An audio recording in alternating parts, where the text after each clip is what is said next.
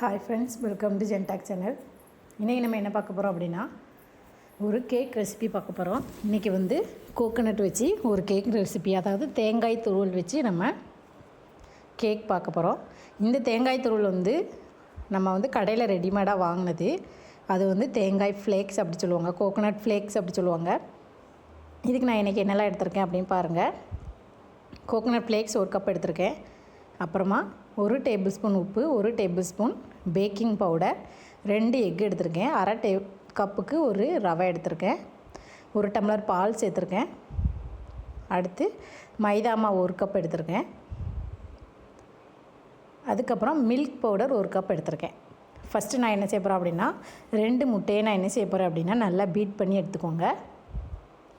2 முட்டையை நல்லா கலக்கிக்கோங்க, நல்லா மிக்ஸ் ஆகணும். முட்டை விருப்பம் இல்லாதவங்க நீங்கள் வந்து வேறு முட்டை வந்து வெள்ளைக்கரு மட்டும் சேர்த்துக்கோங்க. அப்படி உங்களுக்கு இன்ட்ரெஸ்ட் இல்லை அப்படின்னா முட்டைக்கு பதிலாக நீங்கள் பால் சேர்த்துக்கோங்க. இப்போ முட்டையை நல்லா மிக்ஸ் பண்ணிக்கோங்க. நல்லா பீட் ஆகிடுச்சு. அப்படி இல்லைன்னா நீங்கள் மிக்ஸி ஜாரில் போட்டுனாலும் என்ன செஞ்சுக்கலாம் அப்படின்னா பீட் பண்ணி எடுத்துக்கலாம். இந்த மாதிரி முட்டையை நல்லா கலக்கிட்டே இருக்கணும். நல்ல பபுள்ஸாக ஃபார்ம் ஆகுற வரைக்கும் நல்லா கலக்கிக்கோங்க. இப்போ இதில் நான் 1 கப் மில்க் பவுடர் சேர்த்துருக்கேன். மில்க் பவுடர் இல்லை அப்படிங்கிறவங்க ஜீனியை 1 கப் நல்லா பொடியாக ஆக்கிட்டு நீங்கள் என்ன செஞ்சுக்கலாம் அப்படின்னா தாராளமாக சேர்த்துக்கலாம். இல்லை உங்கள்கிட்ட கண்டென்ஸ்டு மில்க் இருந்துச்சுனாலும் இந்த மில்க் பவுடருக்கு பதிலாக நீங்கள் கண்டென்ஸ்டு மில்க் சேர்த்துருக்கலாம். நான் இன்றைக்கி மில்க் பவுடர் சேர்த்துருக்கேன். நான் வந்து இன்றைக்கி கேக்குக்கு வந்து இனிப்பு கொஞ்சம் கம்மியாக தான் சேர்த்துருக்கேன். உங்களுக்கு இனிப்பு வேணும்னா இன்னும் ஒரு கப்புக்கு இனிப்பு சுகர் சேர்த்துக்கலாம். இப்போ நான் ஒரு 1/4 கப் ரவை சேர்த்துருக்கேன், மில்க் பவுடர் சேர்த்துருக்கேன், முட்டை சேர்த்துருக்கேன், ரவை சேர்த்துருக்கேன். இதுக்கப்புறம் இதை நல்லா மிக்ஸ் பண்ணிக்கோங்க. ரவை வந்து வேணும்னா சேர்த்துக்கலாம், வேண்டானா நீங்கள் விட்டுறலாம். ரவை சேர்த்தாலும் இன்னும் நல்லா டேஸ்டியாக இருக்கும். அதுக்கப்புறமா 1 கப் மைதா மாவு சேர்த்துருக்கேன். நல்லா சளிச்சு எடுத்துக்கோங்க. மைதா மாவு 1 கப் மைதா மாவு சேர்த்துக்கோங்க. எந்த கப்பால் மைதா மாவு சேர்க்கிங்களோ அதே கப்புக்கு நீங்கள் வந்து சுகர் ஆட் பண்ணிக்கோங்க. அப்படி இல்லைனா மில்க் பவுடர் சேர்த்துக்கோங்க. 1 டேபிள் ஸ்பூன் உப்பு சேர்த்துருங்க. 1 டேபிள் ஸ்பூன் பேக்கிங் பவுடர், அதாவது கேக் எல்லாமே நம்ம பேக் பண்ணணும் அப்படின்னா அந்த பேக்கிங் பவுடர் வேணும் நமக்கு, அது சேர்த்துருக்கேன். இப்போ கொஞ்சம் கொஞ்சமாக பாலை ஆட் பண்ணி நல்லா மிக்ஸ் பண்ணிக்கோங்க. ரொம்ப தண்ணியாக ஆகிடக்கூடாது, மீடியமாக இருக்கணும். இந்த மாதிரி நல்லா ஆட் பண்ணி நல்லா மிக்ஸ் பண்ணிக்கோங்க. ரொம்ப தண்ணியாக இருந்துச்சுன்னா சாஃப்டாக இருக்காது, ஓரளவு கெட்டியாகவும் இருக்கணும், ரொம்ப தண்ணியாகவும் இருக்கக்கூடாது. ஓரளவு அந்த பேட்டர் கரெக்டான கன்சிஸ்டன்சி வரணும், இந்த அளவுக்கு இருக்கணும். இப்போ நான் என்ன சேர்ப்பேன் அப்படின்னா கோகோனட் ஃப்ளேக்ஸ் சேர்க்கப்படுறேன். அதாவது தேங்காய் துருவலேருந்து காய வச்சு எடுத்தது இது நமக்கு வீட்டிலே செய்யணும் அப்படின்னா தேங்காயில் இருக்கிற அந்த ப்ரௌன் கலரை தூர எடுத்துகிட்டு தேங்காயை நல்லா திருகி எடுத்துகிட்டு பேனில் நம்ம என்ன செய்யணும் அப்படின்னா நல்லா வறுத்து எடுக்கணும். நீங்கள் கலர் மாறாமல் நல்லா வறுத்து எடுத்துகிட்டு அதுக்கப்புறமா யூஸ் பண்ணிங்கன்னா உங்களுக்கு இந்த மாதிரி கோகோனட் ஃப்ளேக்ஸ் கிடச்சிரும். அப்படி இல்லைன்னா நீங்கள் கடையிலே இந்த கோகோனட் ஃப்ளேக்ஸ் வாங்கி யூஸ் பண்ணிக்கலாம். நான் இன்றைக்கி கடையில் வாங்கினது தான். இந்த கோகோனட் ஃப்ளேக்ஸ் சேர்த்தாச்சு. இன்றைக்கி நம்ம ரெசிபியே கோகோனட் ஃப்ளேக்ஸ் கேக் தான் செய்ய போகிறோம். அதனால் இன்றைக்கி அது அதிகமாக சேர்த்துருக்கேன். இப்போ நமக்கு குட்டி குட்டியாக கேஷ்யூ நட்டை கட் பண்ணிக்கோங்க. பிளாக் கலரில் இருக்கிற முந்திரி பருப்பு சேர்த்துக்கோங்க. இப்போது ட்ரை கிரேப்ஸும் சேர்த்தாச்சு. இது எல்லாத்தையும் நல்லா மிக்ஸ் பண்ணிக்கோங்க. ட்ரை கிரேப்ஸ் வந்து ப்ரௌன் கலரும் இருக்கும், உங்களுக்கு எது இருக்கோ நீங்கள் அதை சேர்த்துக்கலாம். நட்ஸு உங்களுக்கு என்னென்ன நட்ஸு தேவையோ நீங்கள் எல்லா நட்ஸுமே சேர்த்துக்கலாம். நம்ம கோகோனட் சேர்த்துருக்கிறதுனால நட்ஸு சேர்த்தோம் அப்படின்னா இன்னும் நல்லா கிறிஸ்பியாகவும் டேஸ்டியாகவும் இருக்கும் இந்த கேக்கு. இப்போ இது எல்லாத்தையும் நல்லா மிக்ஸ் பண்ணியாச்சு. இப்போ நான் வந்து ஓவனில் தான் வைக்க போகிறேன்.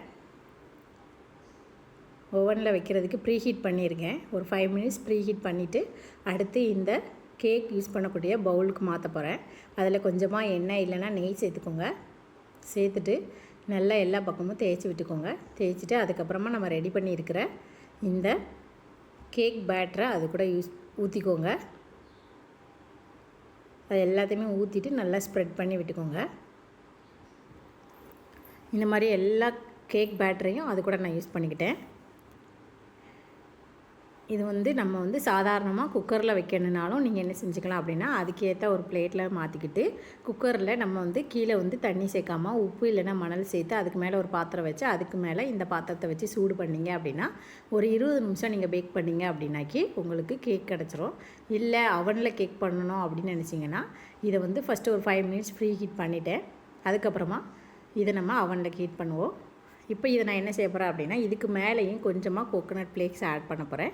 இது எல்லாத்தையுமே இப்போ சரிசமமாக வச்சாச்சு. இதுக்கு மேலே கோகோனட் ஃப்ளேக்ஸ் லைட்டாக சேர்க்க போகிறேன்.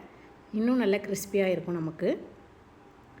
இந்த மாதிரி இருக்கிற கோகோனட் ஃப்ளேக்ஸ் எல்லாத்தையுமே சேர்த்துக்கோங்க. தேங்காய் திருவல் வந்து நல்லா வறுத்து காய வச்சு எடுத்தது இது. அதனால் நீங்களும் இந்த மாதிரி ட்ரை பண்ணணுன்னா இந்த மாதிரி டைரெக்டாக கோகோனட்டை சேர்க்காம இந்த மாதிரி வறுத்து ட்ரை பண்ண கோகோனட் ஃப்ளேக்ஸ் இருந்துச்சுன்னா நீங்கள் சேர்த்துக்கோங்க. இதையும் இப்போ நல்லா சமப்படுத்திக்கோங்க இந்த மாதிரி. இப்போ இந்த கேக் ரெடி ஆக போகுது. இதுக்கு நான் வந்து அவன் 5 மினிட்ஸ் ப்ரீ ஹீட் பண்ணியாச்சு. இப்போ இதை என்ன செய்ய போகிறேன் அப்படின்னா அவனில் கன்வெக்ஷனில் வைக்க போகிறேன். இப்போ அவனில் வச்சாச்சு. உள்ளே வச்சுட்டு கன்வெக்ஷன் ஆப்ஷனை நான் கிளிக் பண்ண போகிறேன். பேக் பண்ணுறது இன்றைக்கி நான் வந்து கன்வெக்ஷனில் வச்சு பேக் பண்ண போகிறோம். இப்போ இதில் கன்வெக்ஷன் கிளிக் பண்ணிக்கோங்க. கிளிக் பண்ணிவிட்டு அதில் டைம் டெம்பரேச்சர் செட் பண்ணணும். 200 டிகிரி செல்சியஸில் வைக்க போகிறேன் நான் இன்றைக்கி. 200 டிகிரி செல்சியஸில் எவ்வளோ நேரம் வைக்கணும் அப்படின்னா ஒரு 30 மினிட்ஸ். உங்களுக்கு 30 மினிட்ஸ் ஃபஸ்ட்டு வச்சு பார்த்துக்கோங்க. அப்படி இல்லைன்னா ஒரு 20 மினிட்ஸ் ஃபஸ்ட்டு வச்சுக்கோங்க. இதை அட்ஜஸ்ட் பண்ணுறது 20 மினிட்ஸ் வச்சுட்டு அதுக்கப்புறம் பேக் ஆகலை அப்படின்னா கூட ஒரு 5 மினிட்ஸ் நீங்கள் வச்சு என்ன செஞ்சுக்கலாம் அப்படின்னா பேக் பண்ணிக்கலாம். இப்போ நான் வந்து ஃபஸ்ட்டு 20 மினிட்ஸ் வச்சுருக்கேன். பேக் ஆகுதான்னு செக் பண்ணிக்கலாம். இப்போ ஸ்டார்ட் ஆகிடுச்சு.